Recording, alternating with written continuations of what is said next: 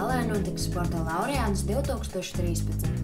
Līdz pat 14. februāra 19:00 katram ir iespēja nobalsot par populārāko sportistu neatkarīgo Tukuma ziņu draugiem.lv lapā, vai arī sūtot savu izvēli uz e-pastu sports@ntz.lv. Balsot arī var ar SMS starpniecību, sūtot īsiņu uz tālruņiem 28 33 89 89 vai 28 444 558. Pasākumu vadīs Māris Pūris un uzstāsies Samanta Tīna. Ieeja uz apbalvošanas ceremoniju bez maksas.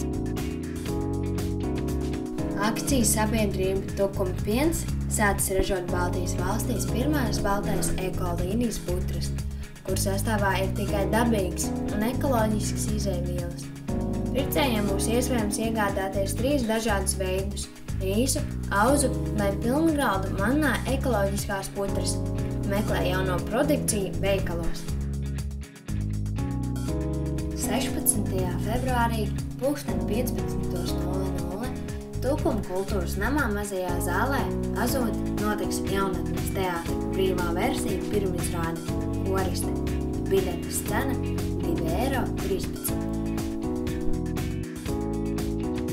Valentīna diena jau rīt, bet vēl nezinu, kā to pavadīt.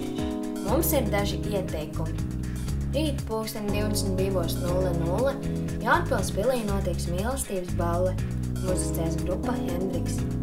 Tumas kultūras namā 18:00 notiks pateicības koncerts.